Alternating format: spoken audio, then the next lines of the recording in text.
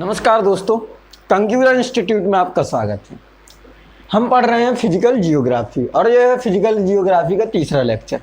पिछले दो लेक्चर में हमने पहले तो फिजिकल जियोग्राफी का क्लासिफिकेशन किया था, उसके बाद पहले लेक्चर में हमने कॉस्मोलॉजी स्टार्ट की थी, यानी कि हमने ब्रह्मांड के बारे में पढ़ा था, ब्रह्मांड कैसा है और ब्रह्मांड की उत्पत्ति कैसे हुई। तो आज उसी क्रम को आगे बढ़ाते हुए हम जानेंगे गैलेक्सी के बारे में। गैलेक्सी, गैलेक्सी को हिंदी में क्या कहते हैं? आकाश गंगा। क्या कहते हैं? आकाश गंगा। ठीक है, आकाश गंगा क्या है? हम देखते हैं रात में जब साफ आसमान हो तो आपने देखा होगा एक रोड टाइप का दिखता है, आसमान में दिखता है।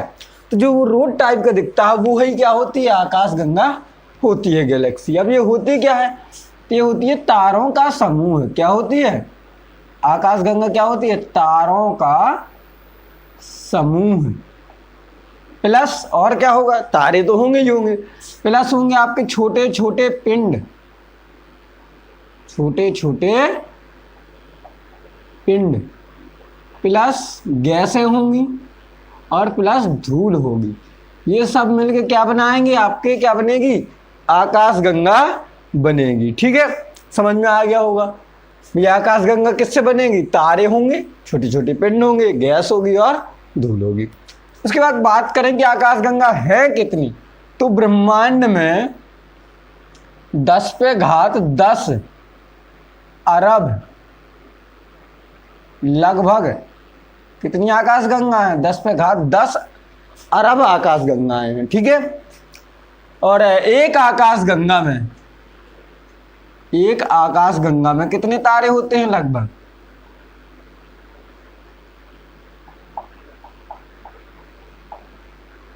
10⁻11 अरब तारे होते हैं।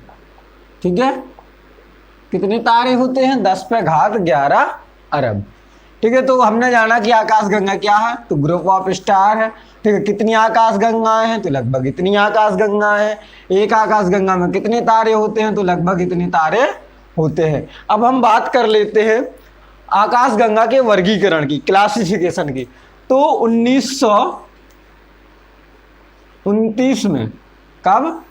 1929 में एडविन हबल, एक थे एडविन हबल, इन्होंने क्या किया? आकाश गंगा का वर्गीकरण किया। क्या किया? इन्होंने बताया कि आकाश गंगाएं होती हैं 3 प्रकार की। कितने प्रकार की? 3 प्रकार की। पहली आकाश गंगा इन्होंने बताई सर्पिलाकार,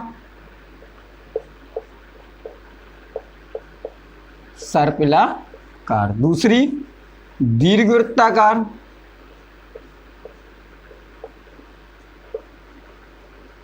और तीसरी थी अनियमित।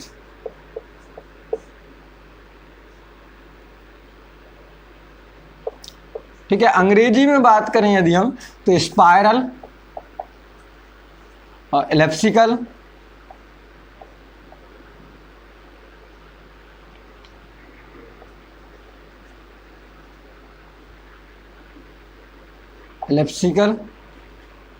और इर्रेगुलर।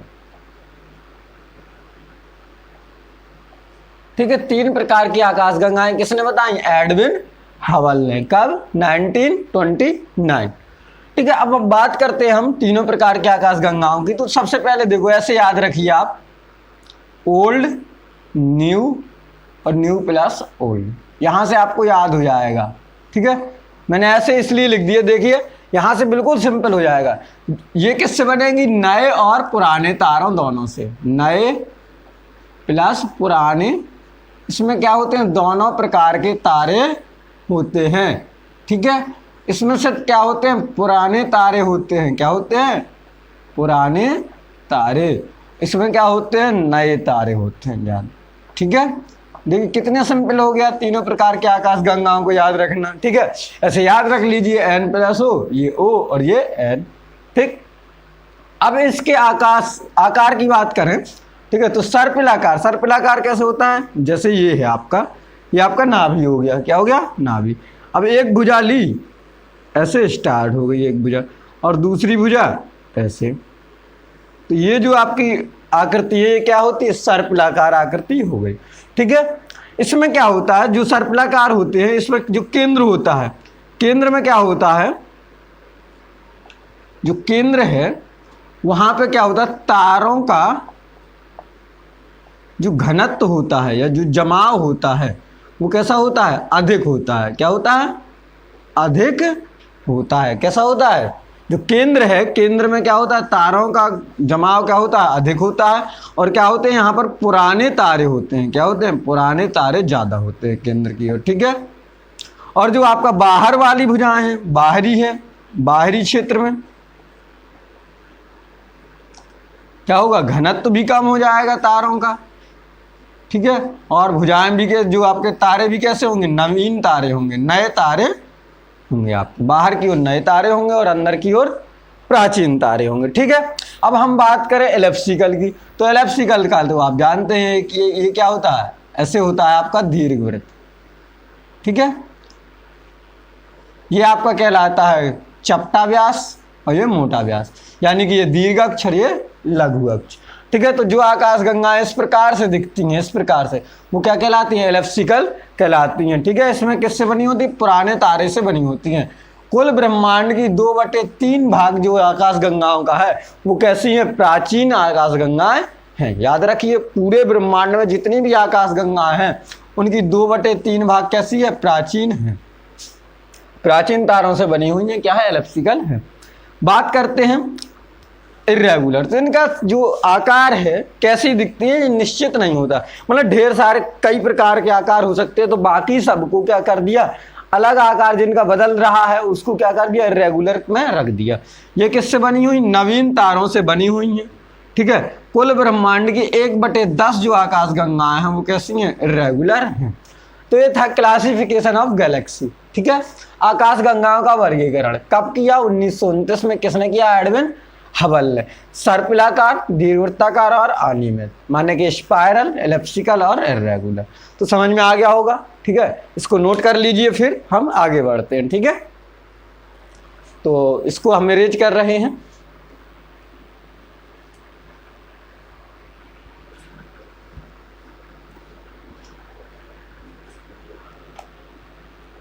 देखिए, अब हम बात करते हैं जी, अभी हमने बात की आकाशगंगा के वर्गीकरण की। अब कुछ प्रमुख आकाशगंगाएं जो हैं, उदाहरण उनको देख लेते हैं। ठीक है, जैसे एग्जाम्पल हम देखें, अब आप कहें कि आकाशगंगा है क्या, तो पहले तो जो ऐरावत पथ जैसे आपको दिखता है, ऐरावत पथ माने मिल्की वे, जो कि हमारी आकाशगंगा है। तो एग्जाम्पल की बात करें हम, तो मिल्की वे सबसे प्रमुख है, क्योंकि ये क्या है, ये यही आकाशगंगा है जिसमें हम लोग रहते हैं, हमारा सौरमंडल स्थित है। दूसरी है एंड्रोमेडा, ये क्या है, हमारी सबसे निकटतम आकाशगंगा है। ठीक है, उसके बाद हम बात करें अगले की, तो आपका डर्को सिस्टम, ये एक और आकाशगंगा है।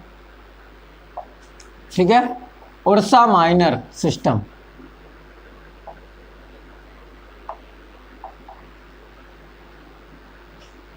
ये भी एक आकाशगंगा है। ठीक है, तो ये आपकी क्या है, प्रमुख आकाशगंगाएं हैं।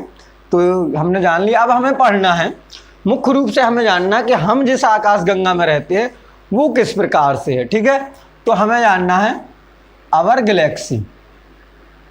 हम अपनी आकाशगंगा के बारे में चर्चा करते हैं। तो हमारी जो आकाशगंगा है उसको कहते हैं मिल्की वे। क्या कहते हैं, मिल्की वे, यानी कि हिंदी में बात करें तो बोलेंगे दुग्ध मेखला। क्या बोलते हैं, दुग्ध मेखला। ठीक है, और भी इसके कई नाम हैं, जैसे कि आपका ऐरावत पथ, क्षीर मार्ग आदि। ठीक है, ये बिल्कुल दूध की तरह दिखती है। ठीक है, इसलिए इसको मिल्की वे कह दिया गया। ठीक, अब हम बात करें इसकी कि हमारी आकाशगंगा में क्या है, कब इसकी उत्पत्ति हुई, कब क्या हुआ। तो आपको पता है कि ब्रह्मांड की उत्पत्ति कब हुई थी, 15 अरब साल पहले। ठीक है, तो हमारी आकाशगंगा की उत्पत्ति कब हुई, 13.2 अरब साल पहले। ठीक है, कब उत्पत्ति हुई? हमारी जो है आकाशगंगा गैलेक्सी, उसका जन्म हुआ था 13.2 अरब साल पहले इसका जन्म हुआ। ठीक है, इसमें यदि हम बात करें तो 100 से 400 अरब, कितने? 100 से 400 अरब तारे हमारी आकाशगंगा में हैं। ठीक है, और लगभग क्या है, 50 अरब ग्रह हमारी आकाशगंगा में। कितने हैं? 100 से लगभग 400 अरब तारे और लगभग 50 अरब ग्रह हमारी आकाशगंगा में हैं। ठीक है, अब हमारी आकाशगंगा की आकार की बात करें तो हमारी आकाशगंगा वैसे तो सर्पिलाकार है। ठीक है, यदि हम सामान्य रूप से देखें तो किस प्रकार की है? ये सर्पिलाकार है, परंतु ये पूर्ण रूपेण सर्पिलाकार नहीं है। ठीक है, पूर्ण रूपेण क्या नहीं है? सर्पिलाकार नहीं है। इसका आकार कैसा है? वर्जिल सर्पिलाकार। कैसा है? यानी कि चपटा है थोड़ा। कैसा है? वर्जिल सर्पिलाकार। जैसे हम बात करें ये इस प्रकार से, ये नाभि हो गई। हम आकाशगंगा का एक रफली फिगर यहाँ पे बनाया दी हम।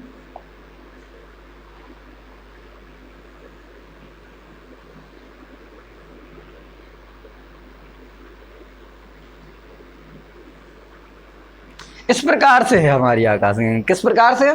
इस प्रकार से। माने कि ये आपका क्या है? मोटा व्यास है और ये आपका चपटा व्यास है। ठीक है, तो हमारी आकाशगंगा का क्या है? अरे वर्जिल सर्पिलाकार क्या होता है? वर्जिल सर्पिलाकार होता है, इसमें क्या है? एलिप्टिकल और स्पाइरल दोनों की प्रॉपर्टी मिक्स होती है। यानी कि ये क्या है?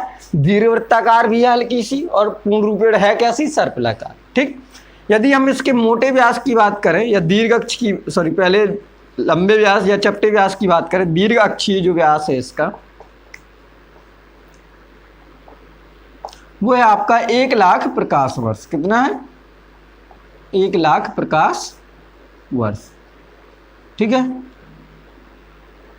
और जो आपका लघु अक्षीय व्यास है,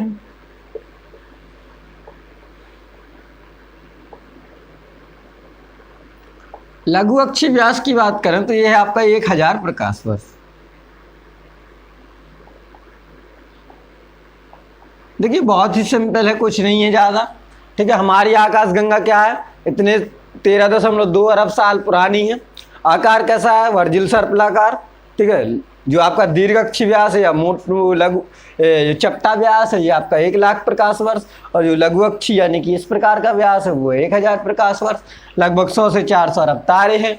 ठीक है, 50 अरब लगभग ग्रह हैं। नाम है दुग्ध मेखला या मिल्की वे या ऐरावत पथ या मिक्स, ये क्षीर सागर, ये क्षीर मार्ग। ठीक है, अब हम बात करते हैं हमारी जो आकाशगंगा है उसका आकार कैसा है। तो आप पहले ये नोट कर लीजिए, फिर उसके बारे में हम बात करते हैं। ठीक है, तो स्क्रीनशॉट लेते चलिए, नहीं तो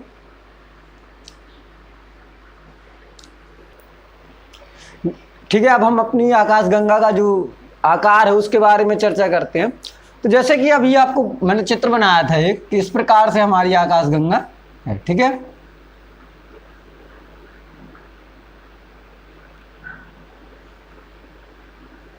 इस प्रकार से हमारी आकाशगंगा है।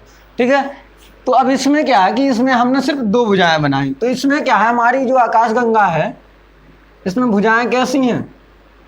ढेर सारी भुजाएं हैं। ठीक है, अनगिनत भुजाएं हैं, ऐसे हम कह सकते हैं।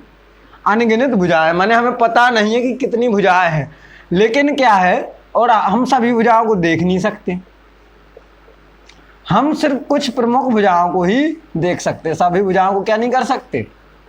देख नहीं सकते। ठीक है, अब कितनी भुजाएं हैं, किस प्रकार से इसका क्लासिफिकेशन होता है? तो 2 टाइप से इसका है। आपको 2 याद रखना, तो 2008 याद रखिए।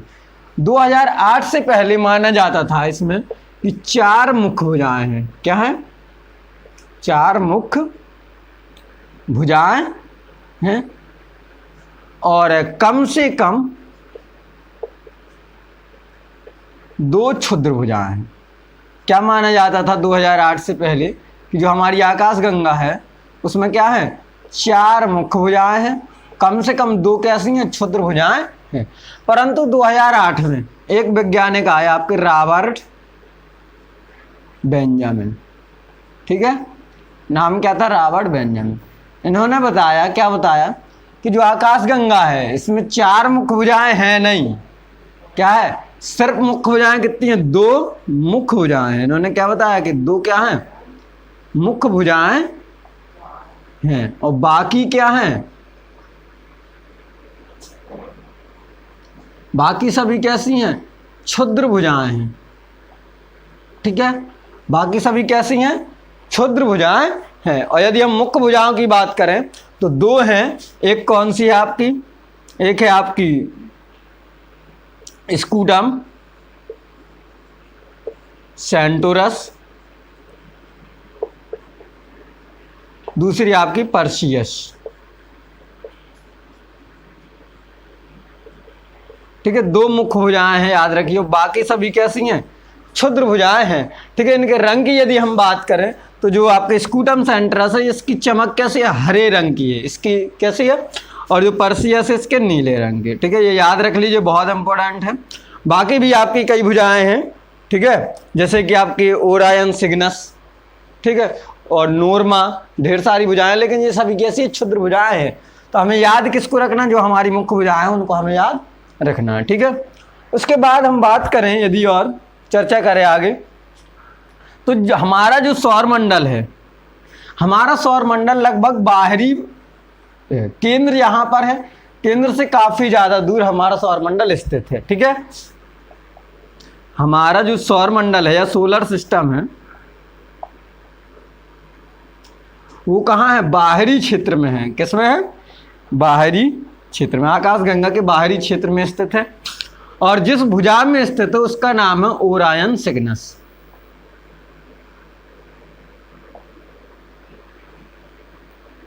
ठीक है, किस भुजा में स्थित है, तो भुजा का नाम क्या है, ओरायन सिग्नस। इसकी स्थिति किस रंग की है, तो है आपकी नारंगी रंग की। इसकी चमक किस रंग की है इस भुजा की, तो किस रंग की, नारंगी रंग की। ये भी याद रख लीजिए। ठीक है, उसके बाद हम बात करते हैं, हमने आकाशगंगा के बारे में काफ़ी कुछ पढ़ा, अब हम इसको इरेज कर रहे हैं, आप इसको नोट कर लीजिए। ठीक है, अब हम जानते हैं कि हमारी जो आकाशगंगा है इसके सबसे पड़ोसी आकाशगंगा कौन सी है, और पड़ोसी आकाशगंगा में है क्या। ठीक है, तो जो हमारी आकाशगंगा के सबसे पड़ोसी है, निकटतम आकाशगंगा की बात करें, जो हमारी निकटतम गैलेक्सी है वो है आपकी एंड्रोमेडा। कौन सी है, एंड्रोमेडा। एंड्रोमेडा हिंदी में इसका नाम है देवयानी। क्या नाम है, ठीक है। आकार की बात करें तो ये कैसी है, सर्पिलाकार है। ठीक है, और लगभग कितने हैं, 10 अरब के लगभग इसमें तारे हैं, काफी बड़ी है हमारी गैलेक्सी से। ठीक, उसके बाद हमारी गैलेक्सी की कुछ उप गैलेक्सियां भी हैं। क्या हैं, सब गैलेक्सीज हैं। जैसे कि आप बचपन से पढ़ते आ रहे हैं कि ग्रह के क्या होते हैं, उपग्रह होते हैं, वैसे हमारी गैलेक्सी की क्या है, सब गैलेक्सी हैं। ठीक है, तो 2 सब गैलेक्सी हमारी गैलेक्सी की। ठीक, तो एक तो बड़ा मैगेलेनिक क्लाउड,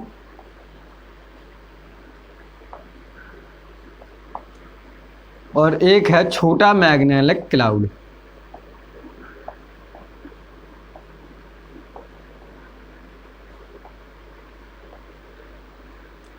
ठीक है, तो 2 क्या हैं, ये गैलेक्सी हैं, सब गैलेक्सी हैं, बड़ा मैगेलेनिक क्लाउड, स्मॉल मैगेलेनिक क्लाउड्स, और क्या है, बिग मैगेलेनिक क्लाउड। ठीक है, अब हम बात करेंगे जो सबसे नवीन खोजी गई मंदाकिनी, या सबसे नई जो मंदाकिनी, सबसे नई जो गैलेक्सी खोजी गई है। ठीक है, न्यूएस्ट डिस्कवर्ड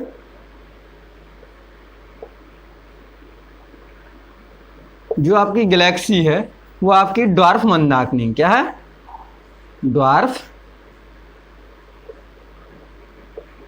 मंदाकिनी। ठीक है, तो ये गैलेक्सी से लगभग हमने सब कुछ जाना, गैलेक्सी क्या होती हैं, कितने प्रकार की होती हैं, प्रमुख गैलेक्सी कौन कौन सी हैं। ठीक है, उसके बाद हमारी गैलेक्सी क्या है, किस प्रकार की इसकी रचना है, ये हमने सब जाना। अब हम आगे पढ़ते हैं थोड़ा सा तारों के बारे में पढ़ते हैं, ठीक है। तो ये आप नोट कर लीजिए, इसको हम अरेंज कर रहे हैं और क्या पढ़ते हैं, अब हम तारों के बारे में जानते हैं, ठीक है।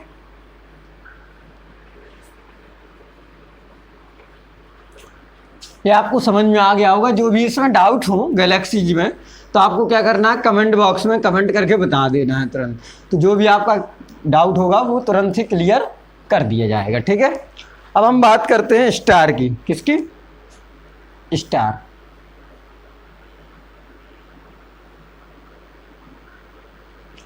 ठीक है, तारे।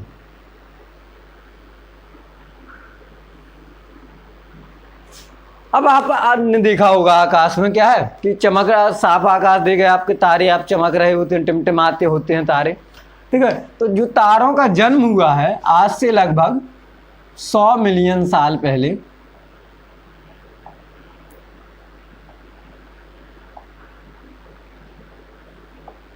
तारे क्या हुए, बने, ठीक है।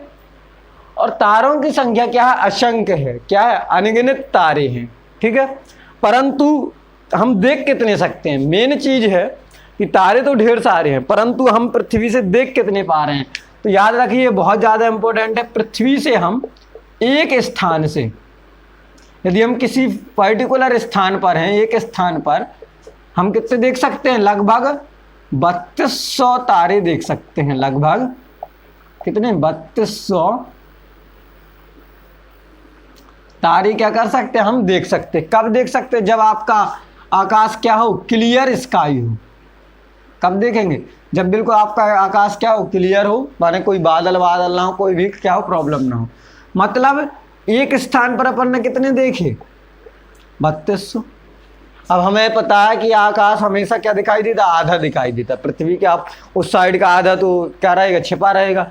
तो कुल तारे कितने आप देख सकते हो पृथ्वी से, ठीक है। और ये क्या, कितने तारे हैं जो आपके आंखों से देख रहे हैं यहाँ पे। अब कोई आप ऑप्टिकल जो इक्विपमेंट है वो नहीं यूज कर रहे हैं, आप सिर्फ नग्न आंखों से देख रहे हैं, तब 3200 देख रहे हैं। तो आपके कुल लगभग कितने दिखेंगे, 6450 से 6500 के लगभग तारे आपके कुल दिखते हैं, ठीक है। बहुत इंपॉर्टेंट चीज़ है ये, कई बार पूछ लेता है कि कुल तारे कितने दिखते हैं आपके, तो आपको पता होना चाहिए, ठीक। अब हम बात करते हैं कि तारे का निर्माण कैसे हुआ। तो तारों का निर्माण हुआ है गर्म गैसों के बादल से, गर्म गैसों के बादलों से प्लस धूल के कण, ठीक है। तारे क्या होते हैं, स्वयं प्रकाशित होते हैं। अब स्वयं प्रकाशित होते हैं, ठीक है। तो इनमें जो प्रकाश होता है वो किससे आता है, नाभिकीय संलयन, न्यूक्लियर फ्यूजन। नाभिकीय संलयन क्या होता है, इनकी ऊर्जा का स्रोत है, ठीक है। यानी कि तारों में क्या होता है, नाभिकीय संलयन में हाइड्रोजन से हीलियम बनता रहता है, ठीक है। नाभिकीय संलयन चलने में की क्रिया में क्या होता है, हाइड्रोजन से क्या बनता है, हीलियम बनता रहता है, और आपका क्या होती है, ऊर्जा बनती रहती है, ठीक है। तो ये आपके तारे का निर्माण आपने समझ लिया। अब हम बात करें तारों के बारे में थोड़ा और, तो मेन चीज होता है तारों का टिमटिमाना। क्या है, तारों का टिमटिमाना। तो ये आपका काफी पूछ लेता है कि तारे क्यों चमकते हैं, तारों का जो टिमटिमाना है वो किस कारण होता है, ठीक है। तो उसका रीजन है आपका वायुमंडलीय अपवर्तन। क्या रीजन है, वायुमंडलीय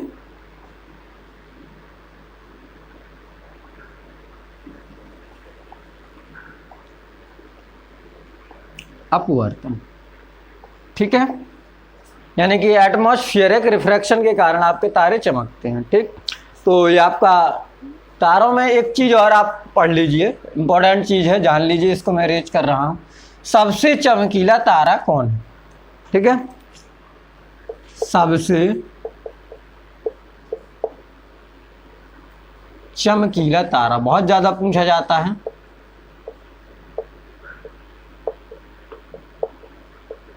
ठीक है,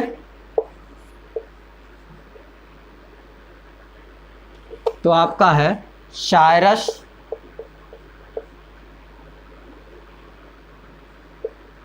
ठीक है, साइरस सही है, सही लिखा है। ठीक है, ये आपका कैनस मेजर जो आपका एक क्या है कंसलेशन है, उसमें आपका ये स्थित है। ठीक है, कैनस मेजर कंसलेशन में आपका ये तारा है। तो याद रखिए सबसे चमकीला तारा कौन सा है, साइरस। तो ये हमने आज जाना गैलेक्सी के बारे में और तारों के बारे में। ठीक है, एक बार आप इसको पढ़िए, रिवीजन करिए, जो भी डाउट हो कमेंट बॉक्स में बताइए, हम उसको अति शीघ्र सॉल्व करने की कोशिश करेंगे। ठीक है, तो आज का लेक्चर में बस इतना ही। ये वीडियो पसंद आया तो इसको लाइक करिए, कमेंट करिए और अपने दोस्तों तक अधिक से अधिक शेयर करिए। मिलते हैं अगले लेक्चर में ब्रह्मांड से जुड़ी कुछ अन्य चीज़ों के बारे में। अगले लेक्चर में हम डालेंगे कंस्टेलेशन यानी कि तारे क्या हैं। ठीक है, उसके बाद आपका सुपरनोवा क्या है, ब्लैक होल क्या है, आपके डार्क प्लैनेट्स क्या हैं, इन सब के बारे में हम चर्चा करेंगे विस्तार से। तब तक के लिए नमस्कार, जुड़े रहिए कंप्यूटर इंस्टीट्यूट।